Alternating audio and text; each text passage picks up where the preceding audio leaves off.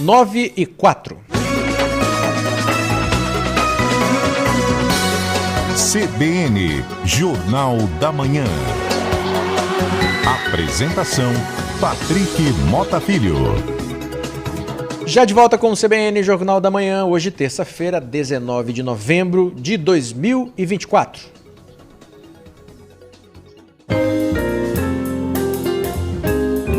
CBN, Mobilidade Urbana, com Manuel Paiva.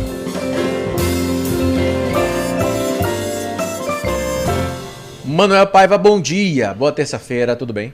Bom dia, Patrick, bom dia, senhores ouvintes, quem nos segue pela rádio e pelo YouTube. Hoje é o dia da bandeira, né, Patrick? Ninguém fala muito isso. É verdade. Né? Hoje o dia da bandeira, que a gente, lá um tempo atrás, era uma data importante, né, para se dizer, mas ultimamente a gente não tem ligado muito para isso, né? Era mais, se não celebrado, era mais lembrado, talvez. Mais lembrado, nas escolas. é um símbolo nacional, né? É uma coisa muito legal ainda. Faço um meia-culpa aqui também, porque também não falei nada sobre isso hoje no CBN Jornal da Manhã. Muito bem lembrado, hoje é o dia da bandeira, né?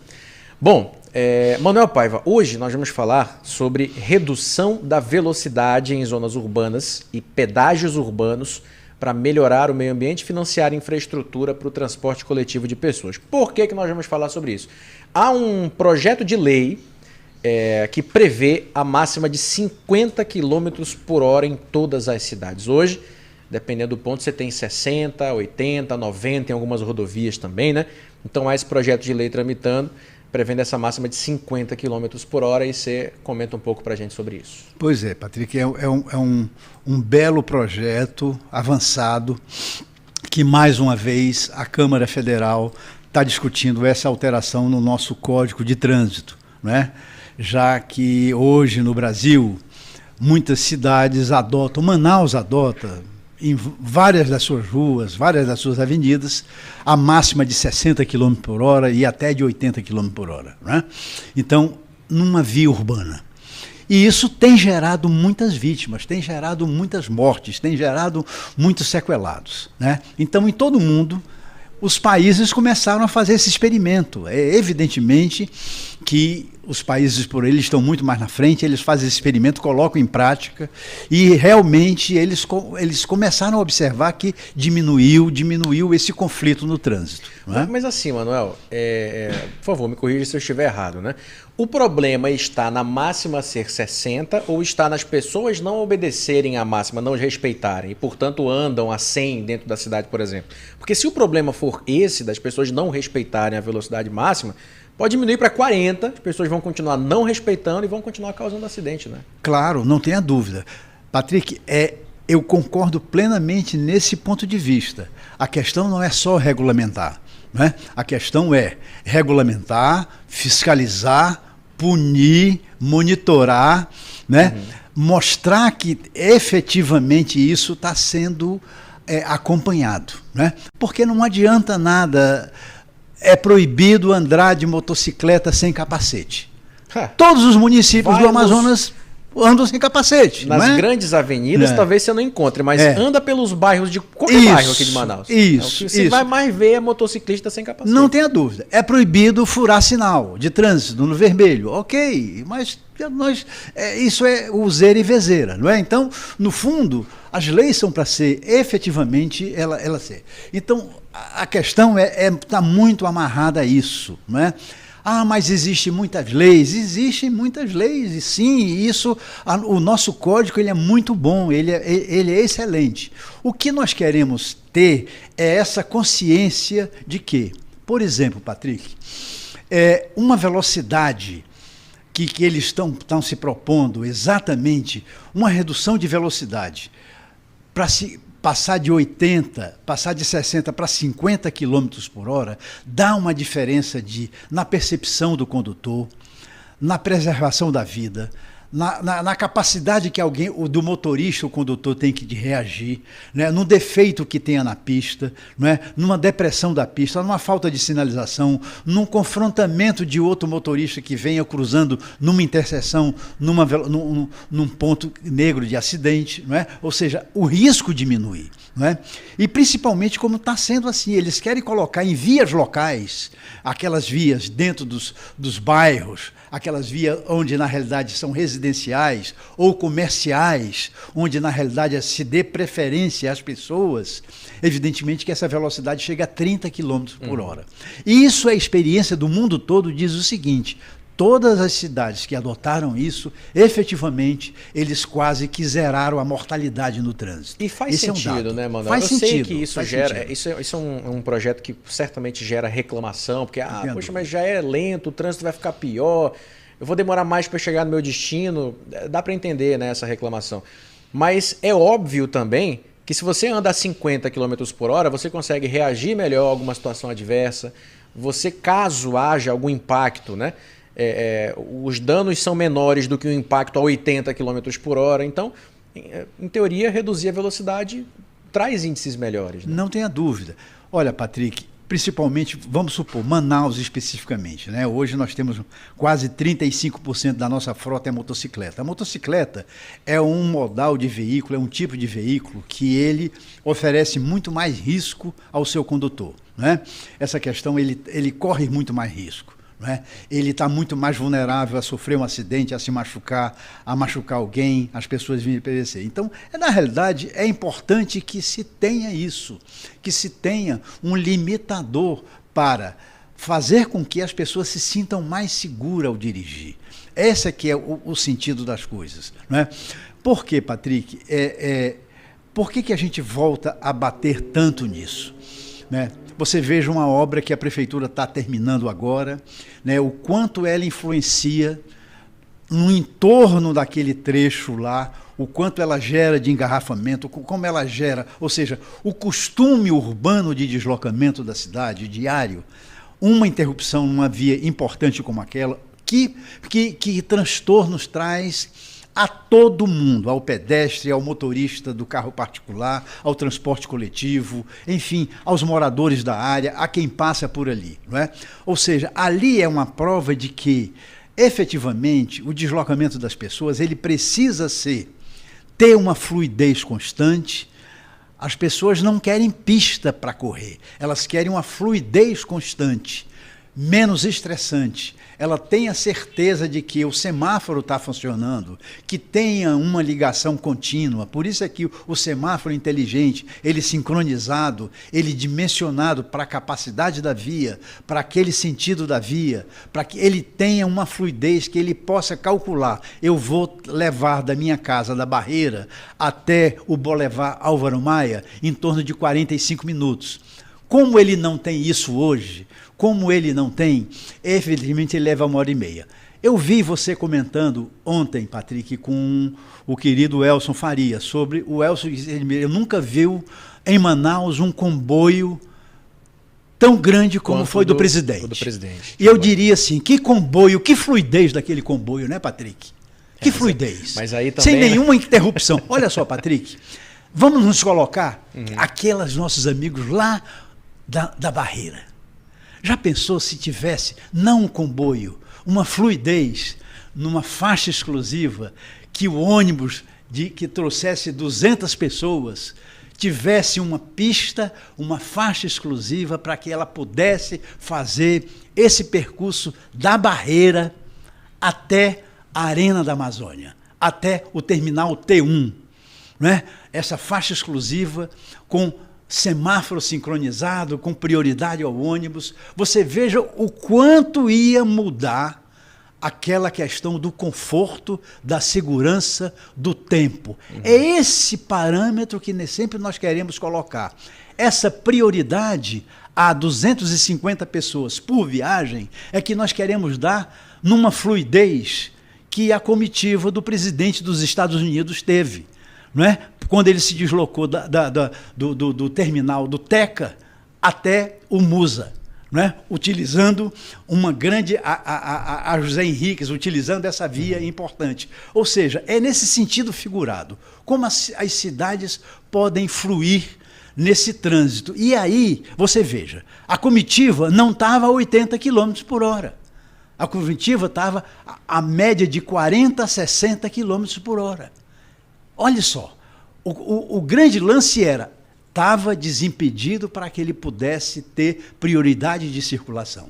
É nesse sentido que nós queremos que o transporte coletivo tenha essa prioridade no nosso sistema viário, como ele tem em vários sistemas viários no mundo e no Brasil, onde as pessoas podem dar mais viagens e se sentir mais seguro. E aí está a questão da velocidade. Então, a questão da velocidade, a maior velocidade não significa que eu vou chegar mais rápido ao local. A maior velocidade vai me colocar em risco a minha vida e a vida de terceiro.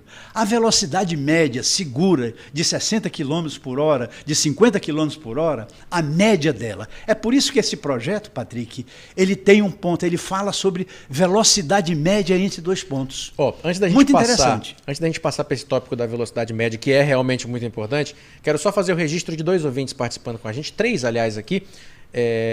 O Augusto, Nova Cidade, dizendo onde é que estão os agentes de trânsito, não existe fiscalização, só penalização. Temos aqui também o Ricardo. Ricardo manda que o trânsito precisa de mais fiscalização sobre a forma de dirigir. A velocidade ajuda, mas do jeito que o manauara dirige e do jeito que faz coisas erradas no trânsito, 50 km ainda pode ser fatal. Motos fazem retorno onde querem, por cima de canteiro central, em travessia de pedestres. Carros fazem retorno até mesmo no canteiro central da Avenida do Turismo. 50 km por hora contra um carro ou uma moto parado, fazendo retorno proibido, também é um grande acidente. Estão empregando esforços onde melhora, mas nem de longe resolve.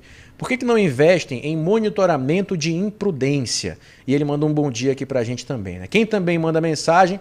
Bom, aqui ele não se identificou, mas se quiser se identificar, fique à vontade. Ele diz... ele se identificou sim, eu que não li, perdão. Marcos, né? Ele diz no começo, bom dia, Marcos aqui.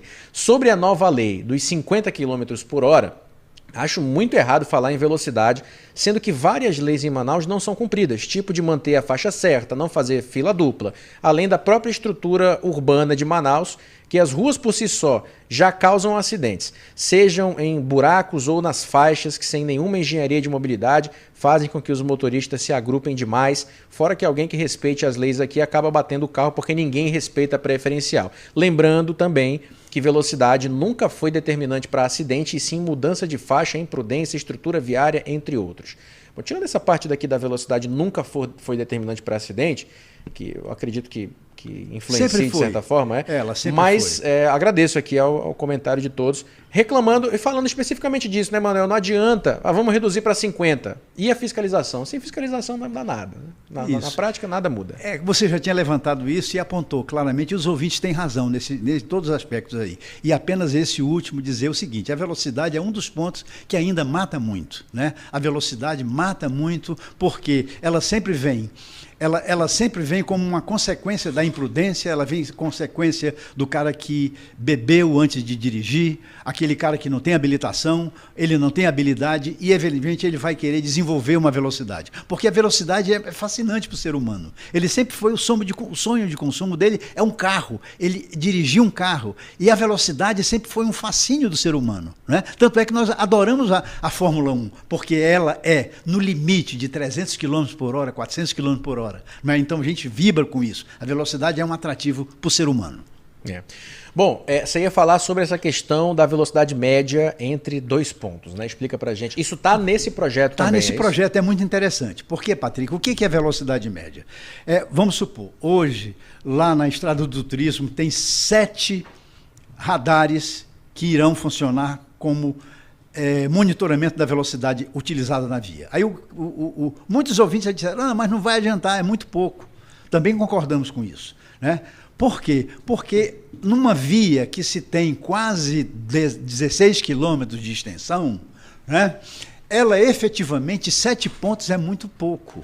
Né? Agora, esse projeto de lei já está permitindo fazer que um ponto A, entre um ponto A e um ponto B, o motorista passa no ponto A a 80 km por hora. Ele baixa, ele tira o pé do acelerador. Logo que ele passa do radar, ele acelera e vai a 200 km por hora. Como ele faz os rachas no final de semana, lá na Avenida do Turismo. A gente sabe, as autoridades sabem que se fazem racha lá de 200, 250 km por hora, fazem isso lá. Entre dois pontos que não tem radar. Não é? Acontece que, quando ele chega no segundo ponto, hoje os aparelhos já são capazes de fazer isso, ele vai detectar que a velocidade média desenvolvida entre o ponto A e o ponto B, ele vai tirar uma média de 80, vai somar com 200 km por hora, vai somar com a desaceleração e vai tirar a média da velocidade que ele fez no percurso. É física básica, né, gente? Se você sai do ponto A para o ponto B em tanto tempo, você descobre a velocidade. Exatamente, vai tirar a média, ou seja, vai apontar que aquele motorista enganou o primeiro radar, não foi pego pelo segundo, mas efetivamente, entre os dois, ele desenvolveu uma velocidade ao triplo ou duas vezes mais que era permitido. E aí ele pode ser penalizado. Efetivamente, é isso. Esse tipo de fiscalização está em teste em algumas rodovias federais. No estado de São Paulo, em algumas rodovias que foram privatizadas, as administradoras estão testando isso. E estão num momento em que estão notificando os motoristas. Olha, você estava acima de 200 km, mas não, eu aqui... Porque as pessoas têm aquilo, Patrick, hoje tem os aplicativos, já mostram onde tem radar. E quando a pessoa se aproxima do radar, diminui a velocidade. Diminui a velocidade, né? Passa ali a 60, passou o radar, puxa 100, no puxa próximo, qual é o próximo radar? Daqui a tantos quilômetros. Diminui. A velocidade média vai mostrar que essa malandragem não vai dar certo. Olha só, o nosso ouvinte aqui, que já participou conosco há pouco, o Ricardo, falou o seguinte: esses radares que o Manuel comenta são os radares Doppler. Eu espero que eu tenha acertado aqui a pronúncia. Ou com IA, cruza a informação de câmeras e calcula a velocidade média. IA básica faz isso.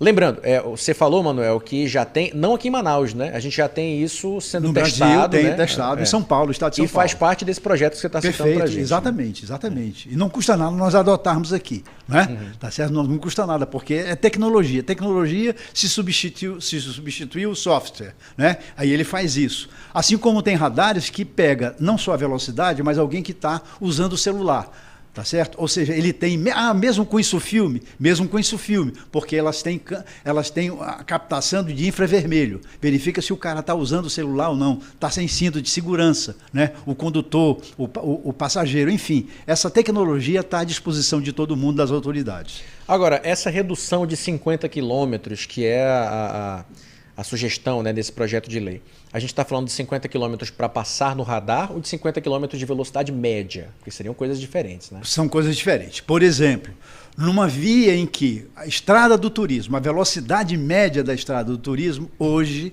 ela é de 60 km por hora. Rodovia da M010 ou da M070, 80 km por hora. Qual é a velocidade média que se vai levar lá? É essa velocidade que está se tendo. Na realidade, se for levar num trecho daqui, de Manaus a Rio Preto da Eva, tem tantos quilômetros, tem tanto tempo. Se o cara chega em um tempo, sabe, ele teve uma velocidade média superior a 80, ele efetivamente vai ser flagrado que ele desenvolveu uma velocidade acima do permitido. Por quê, Patrick? Porque a velocidade que é permitida em uma rodovia já foi projetada desde a sua concepção.